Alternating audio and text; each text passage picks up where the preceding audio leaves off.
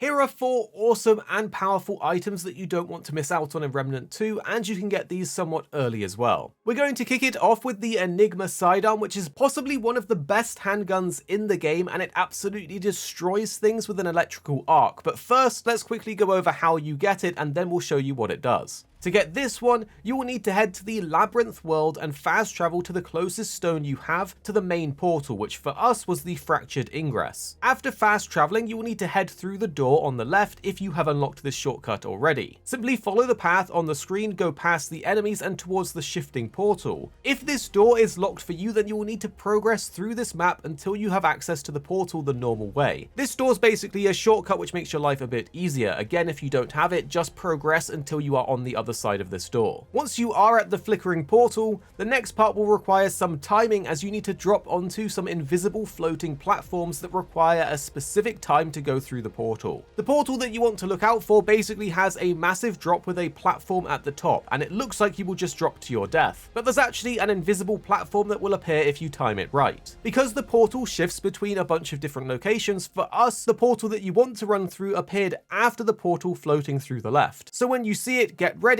and run through with a slight delay to drop and land on this invisible platform. When you survive the landing, simply run forward onto the big platform ahead of you and defeat the enemies that are there. By defeating them, you will unlock the material that you can then use back at Ward 13 to buy the Enigma pistol for yourself. The weapon says that the Labyrinth is evidence that all things are connected, either conceived by a singular creator or the incidental result of arbitrary sequencing. The relevance of either possibility is negligible. Coincidence is as strong a connection as creation. Well, what makes this gun so good is that it fires an electrical stream that basically connects to additional targets within 7.5 meters of the thing you're hitting. It deals reduced damage per jump, but also applies the overload status, and it seems to just deal good damage anyway. It's certainly good against packs of enemies. The modification on the weapon is Chaos Driver, which allows you to shoot electrified rods into targets, which then tether to other rods within 10 meters, which lasts for 10 seconds and deals shock damage per second. Targets that you embed with a rod also take 50 shock damage per second and 25% additional damage per extra rod in the target. The damage is further increased by 1.5 times if linked to another rod, but rods in the same target will not link. This is essentially a perfect area of effect weapon that bounces between targets and is just a blast to play with.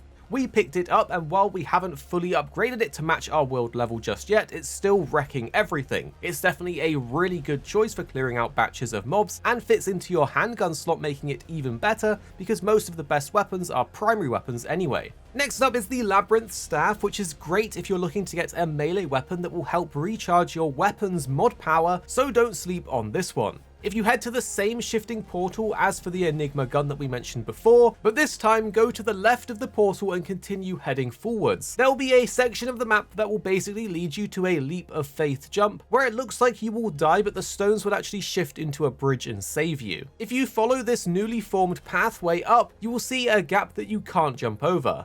Well, if you wait for the shifting portal to appear, you can then quickly cross the gap before it disappears. On the other side of this, you will essentially have a boss fight, and after defeating it or just running past it, you can claim the Labyrinth Staff for yourself that's resting on a block. The text for this weapon says, "It is against my purpose to grow attached to the world's children. I oversee all but seldom interfere. So long as a single intelligent life form remains, so too does its world. But the entity must endure its life on its own." While the weapon doesn't have a built-in mod power, it does have a special effect. Its basic attacks generate 10% additional mod power, and its charged attacks perform an AoE which strikes all enemies within 2 meters, dealing damage, and the AoE damage generates 50% additional mod power. For builds that heavily rely on using the mod powers of your weapons, this will essentially help recharge them much faster. So if you find yourself relying on your mod powers, this weapon will be really helpful for you. And for the next one, most of you probably already know about the machine gun pistol in Ward 13. But did you know there's more loot that you can get behind the glass wall, and we're going to show you how you can grab it. For this one, head back to the Fractured Ingress in the Labyrinth world. Once you're here, follow this route that we take.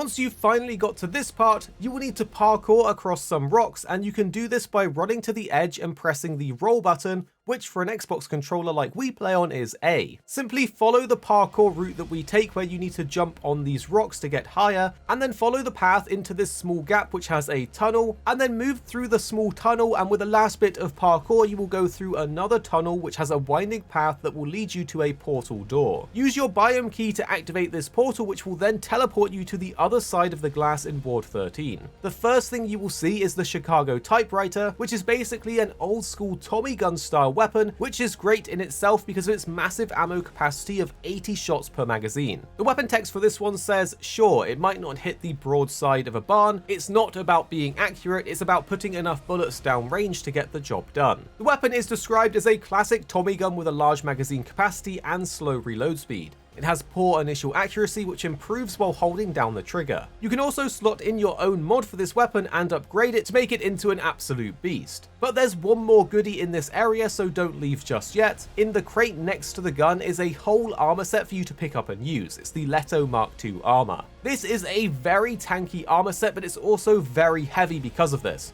It gives you a total of 168 armor, so if you want to be a walking tank, then this one is for you. But you will get the flop roll, so if you can't deal with that, then you might not want to wear it. But what awesome weapons have you found that you want to share? Tell us in the comments down below so we can all learn together. And the two videos on screen now, we think you'll really enjoy if you did enjoy this one. You don't have to watch them if you don't want to, but if you did like this video, you're probably going to like these ones too.